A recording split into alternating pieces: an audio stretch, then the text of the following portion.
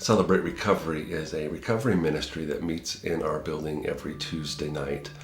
And yesterday morning, I was listening to the leader of Celebrate Recovery talk to a young man and just tell him about what the program is, how it helps overcome hurts and habits and hang-ups, and how it's a process of recovering from things that hurt us and things that we use to hurt ourselves. At the end of his conversation, he told this young man, "You're not really in recovery unless you're serving others." What a profound statement. You're not really recovering from the things that have hurt you or the things you've used to hurt yourself unless you're serving other people. It seems about every month now there's a new psychology magazine or psychological study that comes out that talks about serving others. And our world is discovering, secular scientists and researchers are discovering that one of the keys to happiness in life is serving others. I read yesterday that there's a growing trend of psychologists and family counselors and psychiatrists who are not only prescribing activities and medicines, but now they are beginning to prescribe serving others.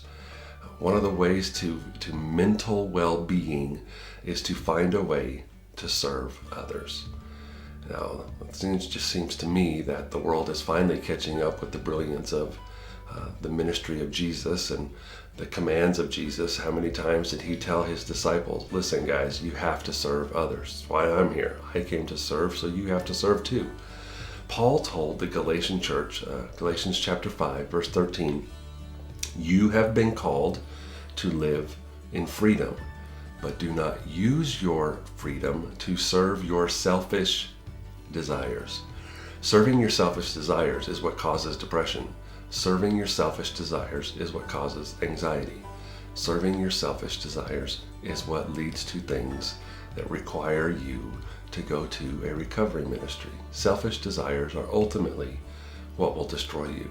So Paul says, do not use your freedom to serve your selfish desires. Instead, use your freedom to, do you want to guess?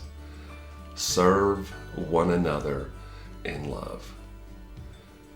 Paul, Jesus, Isaiah, David, all of these men, these great men of faith, they all knew one of the keys to happiness, one of the keys to moving forward in life is to serve others. In fact, if you read the scripture and you're not really a servant, you're probably going to be a little bit irritated by all the times we are commanded to serve. It is critical to your life to find a way to serve. You can serve spontaneously when you see a need, but one of the best ways to serve, and I think you'll see it over and over in the New Testament, is to serve in the context of community, that you are surrounded by other people who are following Jesus, and you are serving each other, serving one another in love. It's the best way to have a disciplined plan of service. This is what psychiatrists are prescribing now. This is what it takes to recover from a hurt, a habit, or hang up.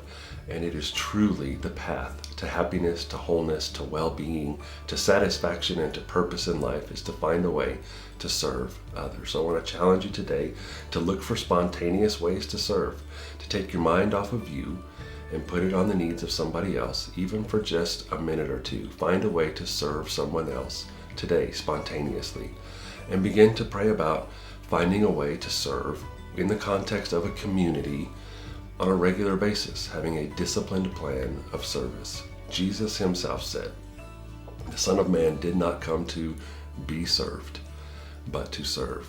If we are going to follow Jesus, serving others is going to be, it must be, it has to be a huge part of the way we live our life. So let us follow his example. Let us do what Paul said and serve one another in love. You really will feel better. You're going to find out that as you're serving others, you start to feel better. It's an amazing thing. See you later.